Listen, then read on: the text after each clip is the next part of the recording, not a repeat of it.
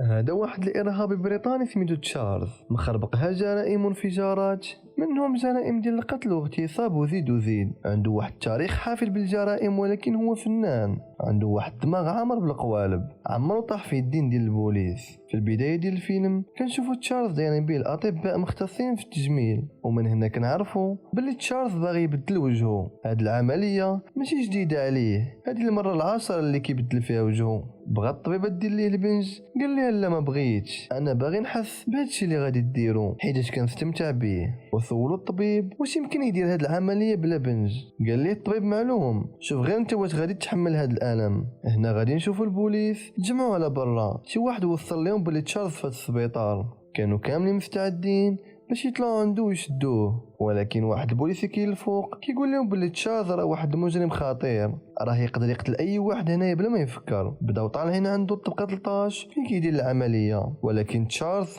ماشي ساهل، كان موجود لهذا الشيء وعارف بلي هذا الشيء يقدر يوقع.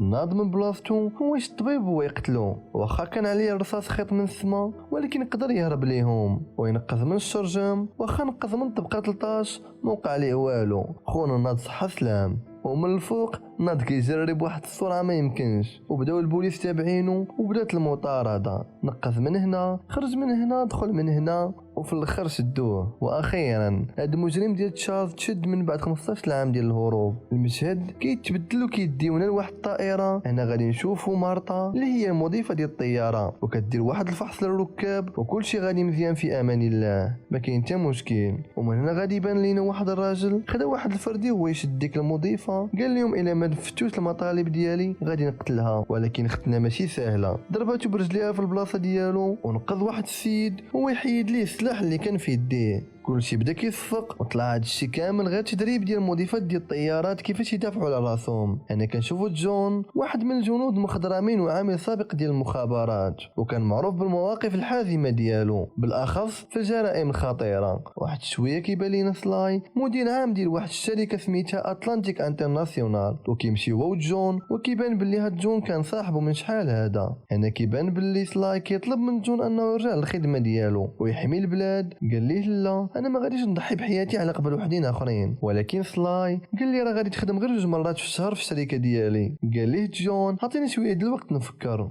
وحنا غادي نرجعوا عند تشارلز، كيبان لينا هنا بلي كيجروه للزنزانه ديالو حيت المحامي ديالو كيتسناه. من هنايا كنعرفوا بلي تشارلز غادي ينقلوه لكاليفورنيا باش يقتلوه بكرسي كهربائي. وهنا عرف تشارلز بلي ما غاديش يمكن ليه يهرب من الحبس، وقال لي المحامي كاينه طريقه واحده باش تعتق راسك، هو دير في راسك بانك احمق. ولكن تشارلز ما عجبوش الحال، قال ليه لا انا ماشي حمق. وهنايا غادي نرجعوا عند الجندي ديالنا جون، هو جالس كيدير اليوغا ومهموم. وهنايا غادي يرجع بينا جون لور ملي كان مع مراته في واحد المحل كيتقداو. وهنا غادي يدخل واحد الشفار باغي ياخذ الفلوس اللي كاينين في المجر، ولكن جون تدخل باش يوقفوا. ولكن الشفار خدا مراته كراهينه معاه. كاع الناس اللي كانوا في ديك المحل رجعوا للورد، هادو من الناس اللي معولين عليهم. ولكن الشفار قتل ليه مراته وهرب. جون تبعو وقتلو، ملي كيرجع يشوف كيلقى بلي مراته ماتت. هنايا جون تاثر وخلى كاع الخدمه ديالو. بدا جون كيستعد النهار الاول في العمل ديالو، وخاصو يحمي واحد الطياره واللي فيها حوالي 200 راكب، وما يبينش راسو باللي هو عامل سري، وعطاو يجلس في الكرسي رقم 57. ومن هنا كنعرفوا باللي السميه ديال الفيلم هي الكرسي 57. وبالصدفه كيبان لنا تشارلز وواحد 2 ديال العملاء في نفس الطياره، وكنستنتجوا ان الطياره غادا لكاليفورنيا. هنايا غادي تبان لنا ديك المضيفه اللي كانت كتدرب على كيفاش تحمي راسها، ولكن ماشي بوحدها، معها مضيفه اخرى سميتها صابرينا. هذا طفل صغير كيلعب مع تشارلز وكيطلق عليه واحد القرطاسه ديال بالعاني بحال حس بيه بلي هو مجرم. وحتى تشارلز بقى كيلعب معاه ودار في راسو مات. هنا تشارلز تو بغى يلعب معاه من يديه باش يتيري فيه يبان المينوط اللي في يديه. هنا الدري خاف وكاع الركاب اللي في الطياره خافوا، ولكن صابرينا قالت لهم ما تخافوش كلشي مزيان. واحد شويه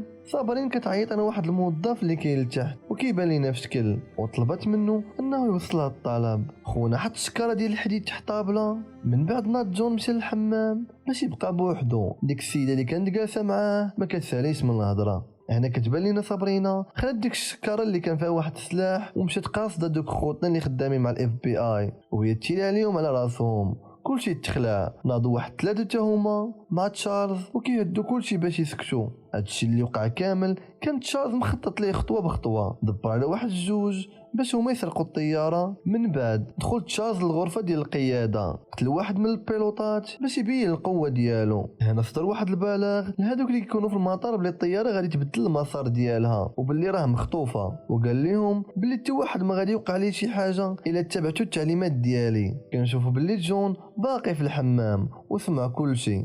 قدر ياخذ التليفون اللي كاين في الطياره ودار مع صاحبه سلاي وشرح ليه داكشي كامل اللي واقع وخلى التليفون شاعل. جون شد واحد من صحاب تشارلز، خدا ليه السلاح ديالو ودارو كدير باش يهاجم تشارلز، ولكن تشارلز خدته هو مارتا وبداو الحرب بيناتهم. ولكن دغيا طلقها وقتل واحد من الناس اللي كاينين في الطياره باش يبين لجون بلي ما كيلعبش، وطلق واحد القرطاسه اخرى على جون ولكن كيخوي بها وكتجي في واحد من صحابو. من بعد نط الفوضى كيهرب جون ومارتا وكيدخل واحد السانسور وكيهبطوا لتحت ولقاو واحد الراجل غريب اللي تلاقات معاه في الاول وكيسولوه اجي انت عارف شي حاجه على هاد المجرمين؟ وشنق عليه وبدا كيهدد فيه وكيقول ليه بلي انت معاهم، ولكن خونا دار في راسو ما عارف والو وقال لهم لا وهو يطلقوا جون. من جاتو الفرصه هو جبد واحد الموس وبغى يقتل جون ولكن دغيا طاك على راسو وبدا عليه هادي تنفع هادي الضر حتى طيحو كاو. جون كرف واحد الخطه، قال لمارتا خاصنا نخويو المازوط اللي كاين في الطياره باش نخليوها تهبط هبوط اضطراري. هنايا مارتا قالت ليه لا بلي قد يوقع اصطدام خطير وتقدر تدمر الطياره. قدر يقنعها من بعد ما عرفت بلي هذا هو الحل الوحيد اللي عندهم باش يهربوا. مشى جون ومارتا لواحد البلاصه اللي يقدروا ينقذوا بها بلا ما يوقع لهم والو. بدات الطياره كتسالم المازوط وبدات كتبان لهم الخطوره. قال تشارلز صحابو انهم يهبطوا في اقرب مطار من بعد ما عرف بلي الطياره غادي تخوى من المازوط. بدات الطياره كتهبط في واحد المطار صغير في الوسيل. من بعد ما وصلت سلاي الهضره ناض هز واحد الهليكوبتر بلا ما يفكر بزاف وهو يمشي عندهم. هنا باقي جون ومارتا كيتسناو الطياره باش تهبط باش يقدروا ينقذوا. كانوا غاديين ينقذوا وما يشوفهم واحد من صحاب تشارلز هو يشد مارتا عنده كراهينه ولاح جون من الطياره. ملي طاحت جون جمعوا عليه البوليس ايا ما يقنع فيهم باللي هو واحد منهم وبانه رئيس ديال الامن. هو يجي واحد البوليسي وهو يشدو قال لي الا كنت انت رئيس الامن انا راه رئيس ديال البلاد. تشارلز خد التليفون وهو يدوي مع برج المراقبه. هو جاب واحد السيد سميتو بيغيز هو رئيس ديال البوليس. قال لهم تشارلز بلي خاصكم تجيبوا لنا المازوط حيت الطياره ما بقاش فيها. هادشي كامل في 10 ديال الدقائق. الا درتوا هادشي اللي قلت لكم نطلق 100 من المسافرين. ولكن الشرطي سحب لي غير كيضحك قال ليه لا. من بعد تشارلز قتل 5 من المسافرين اللي في الطياره. خونا ما عندوش مع المزاح هضره وحده. بدا البوليسي ديالنا كيخاف وقال لهم عمروا الطياره بالمازوط. واحد شويه اقتنع بيغيز وهذوك اللي معاه بلي جون واحد من المجرمين اللي في الطياره. وحتى تشارلز غرق ليه من بعد ما اتصل بيغيز وقال لي جون راه معانا انا لحتو من الطياره حيت كان كيخونني. زاد بيغيز اقتنع هو يقول لهم هبطوا وحبسوا لتحت. ولكن جون والخبره اللي عنده دغيا زرب عليهم هذه تنفع هذه الضرب وخدا واحد الموتور ديال واحد البوليسي هو يقلع على المطار. تشارلز بقى عند كلمته واخا هاد المجرمين ما عندهم كلمه. طلق 100 من المسافرين اللي اتفقوا عليها. هنا غيبان لنا تشارلز واحد من 3 ديال صحابو استغلوا ديك الفوضى وهما يسلتوا. غادي يبان لنا مكتب التحقيقات الفيدراليه في البرج وكيطلبوا من السيد بيغيز باش يعطيهم تقرير شامل على هاد الحادثه اللي وقعت. غادي يبان لنا وكيل الرئيس وهو معصب من بعد ما قال لي بيغيز بلي جون واحد من العصابه وراه ضربوه وشدوه في الحبس. قال لهم هذا راه معانا لو وقعت لي شي حاجه تحملوا مسؤوليتكم. هنايا جون بدا كيتخبى وتابع تشارلز وصحابو في معرض ديال الكرنفال. خونا ما بغاش يتفاك حتى يشدو ولكن خوتنا عاقوا به. بداو كيطلقوا النار هي تجي في واحد السيد. ديك الساعه نط الفوضى والروينه. جون بقى هارب هو يطلع في واحد اللعبه. خونا حتى هو طلع بغى يشدو نط بيناتهم ولكن جون كان صحيح لاحو من الفوق وهو يموت. تشارلز بدا كيتيري في جون حتى شويه يخرج ليه من تحت وهو ينقز عليه وهو يشدو. خونا ما فهم والو. هنايا غادي يبان لينا سلاي وتشارلز شدوه وداو من تما. من بعد سلاي كيهنئ صاحبو على هذا العمل اللي دار وحسب ليه وصلت هنايا. المجرم تشارلز كان ذكي وقال للضابط الا ما طلقتونيش دابا المجرمين اللي معايا غادي يقتلوا كاع الركاب اللي كاينين في الطياره. بدا جون كيهضر معاه وهو معصب ولكن والو. هنا غادي يقرر مكتب التحقيقات الفيدراليه باش يطلقوا تشارلز ويخليوه يرجع للطياره حيت ما بقى عندهم ما يديروا. هنا جون ومكتب التحقيقات الفيدراليه غادي يزرع واحد جوج ديال القناصه فوق واحد السطح اللي بان لهم تشارلز وصحابه في الطياره يقتلوهم، وهما غاديين باش يوصلوا تشارلز غادي يخرج لهم داك خونا اللي كانوا شاكين فيه من الاول ويقتل كاع القناصه والعملاء الفيدراليين. واحد شويه ناض الصداع والقرطاس طاير في السماء، غادي يموتوا بزاف ديال الناس بسبب هذا الشيء ومن بينهم داك خونا اللي كانوا شاكين فيه. بدا الطياره كتقلع ولكن جون ما استسلمش، قال سيد بيغيز انه يتبع الطياره من بعد ما طلع هو وصاحبه سلاي. الهدف ديالهم هو يشد في الروايد باش يقدر يطلع في الطياره، ولكن جون ما مفاكش